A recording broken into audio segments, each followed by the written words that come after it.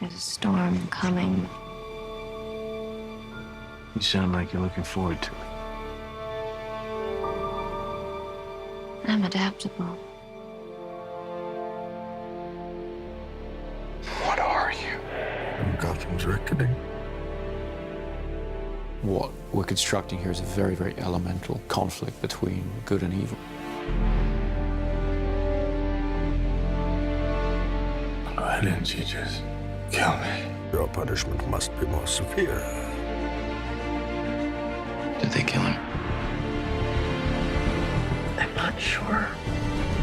It's the true completion. I won't bury you. Buried enough members of the Wayne family. It takes everything to a whole new level. We were in this together. And then you were gone. It's a multi-layered story with massive amounts of action. The Batman has to come back.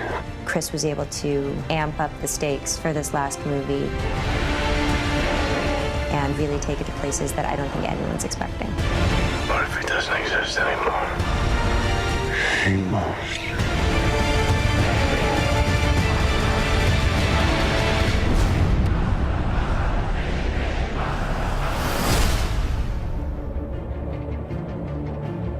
At the beginning of The Dark Knight Rises, we find a Bruce Wayne who's been damaged by his experiences as Batman.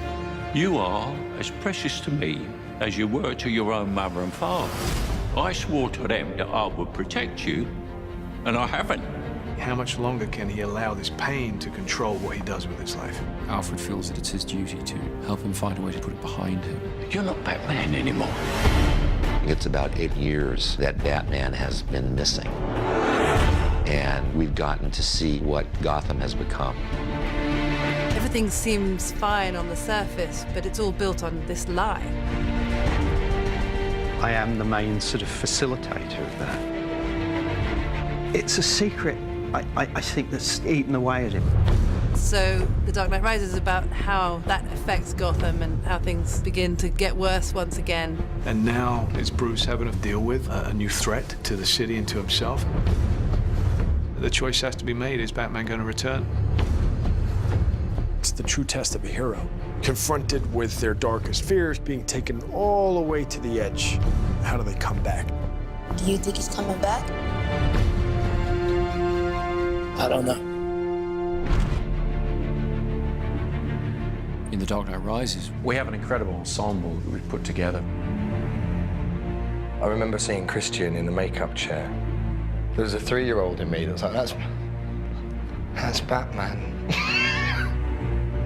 It never stops giving me goosebumps. Standing in the suit, where you walk down the steps and everyone just stops. I really wanted to see Batman meet his match. There's a new kid in town. This is the first time that Batman has come across anybody who is superior physically. Mr. Wayne. Bane's not ready to be reasoned with. When Gotham is ashes, you have my permission to die. Some people want to watch the world burn, or Bane's come to pull the pin on the grenade. Tom Hardy is an extraordinary actor. What Tom is able to do just with his expressions and his eyes, it's terrifying. Through the course of The Dark Knight Rises, we'll uncover more about what drives Bane, where he comes from, what he wants. Let the games begin. And none of it's good news. You've made some mistakes, Miss Kyle.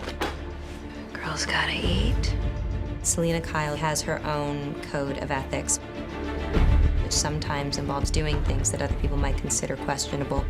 We have to have a way of grounding the character, realizing that Catwoman could just be this con woman, this grifter, this classic movie femme fatale, really. It's a brazen costume for a cat burglar. Yeah? Who are you pretending to be? I think Anne understood right from the first that she was going to have to do almost everything in the film herself. She has to be that character. She took it on in the most extraordinary way. The most important thing is to fit into Chris's Gotham City. My Catwoman has to be Chris Nolan's Catwoman. Don't be shy. When you cleaned up the streets, you cleaned them good. Pretty soon we'll be chasing down overdue library books. My character, John Blake, is a proud police officer. And in the midst of, I think, a lot of cynicism, he remains really idealistic and someone who really believes in what he does. We have a new character played by Marion Cotillard, Miranda Tate, a member of the Wayne Enterprises board, and she's trying to pull him out of his shell and get him back into the world. Don't worry, Master Wayne. Takes a little time to get back in the swing of things. Alfred, as played by Michael Caine, has always been the emotional heart of these movies. You know what Alfred is? He is us in this incredible world. He's not tough like all the others. These conversations used to end with an unusual request. I'm retired. I would say Lucius is the brains. Yes, Mr. Wayne, it does come in black. But he also has grown to have a great fondness for Bruce. Lucius and Alfred. Between the two of them, we try to keep his moral compass pointed in the right direction. And Commissioner Gordon, to some extent, has been left on his own running the police in Gotham. Jim Gordon really is the conscience of Batman, isn't he? What's great with Batman's allies is that they really bring interesting questions that Bruce has to answer in his life.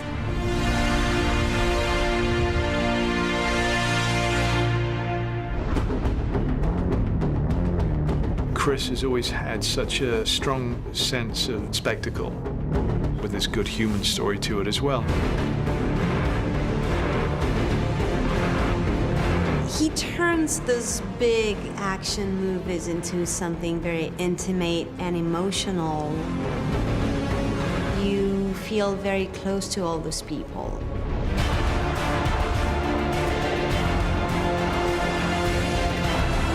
In every movie that Chris has made on the Dark Knight trilogy, he's been able to keep to great filmmaking in terms of the great characters and the great character arcs.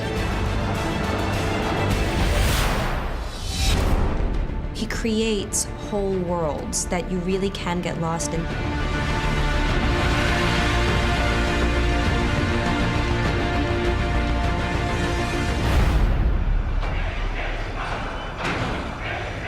What does that mean? Rise. The Dark Knight Rises is certainly the biggest film that I've undertaken, by far. We really looked back to the silent era of motion pictures,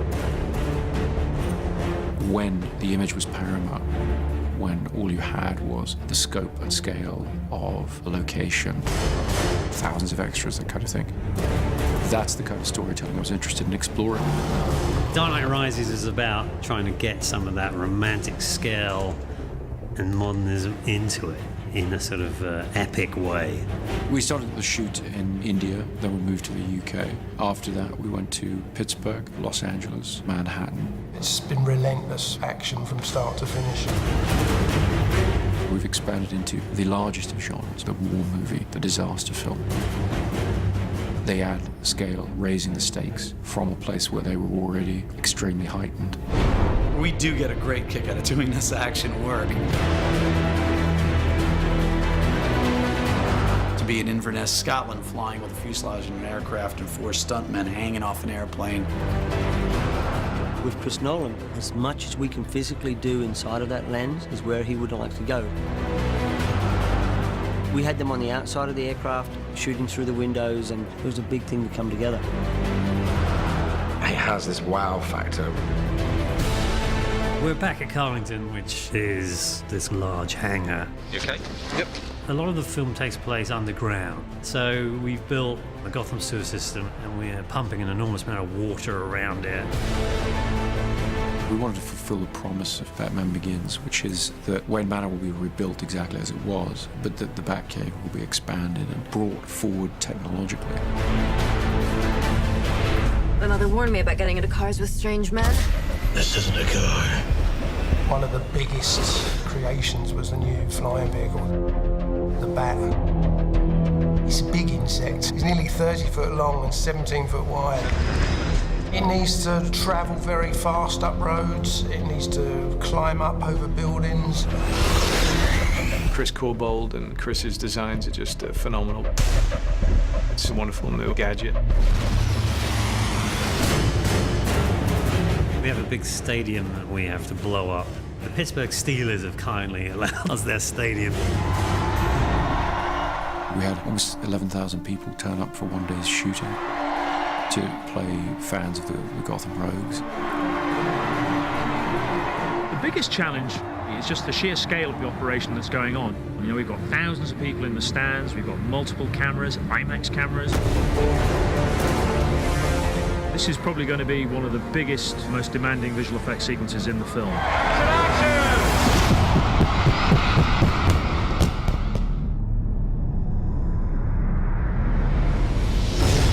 We needed to up the scale of the city, and there's only one place that you can do that, and that's New York. In the Wall Street sequence, there's a big battle between the police and all the mercenaries. They've got something like 1,200 extras.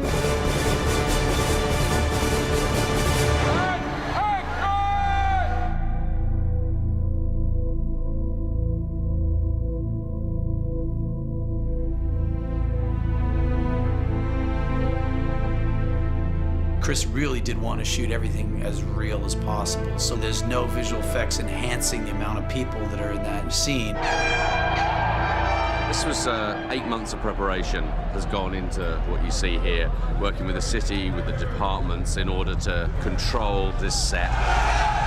Seeing that many bodies in the middle of Wall Street fighting each other, even if it was controlled chaos, it's still kind of like, wow.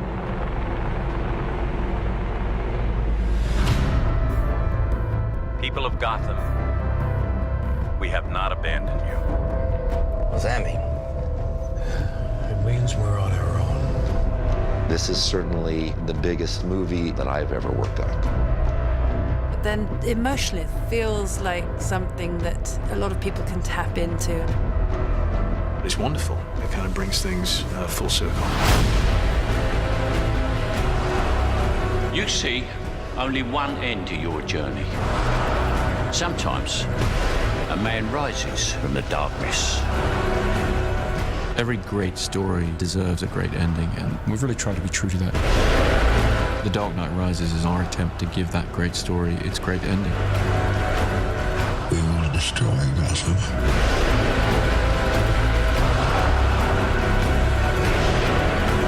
What now? War. You don't owe these people anymore. You've given them everything.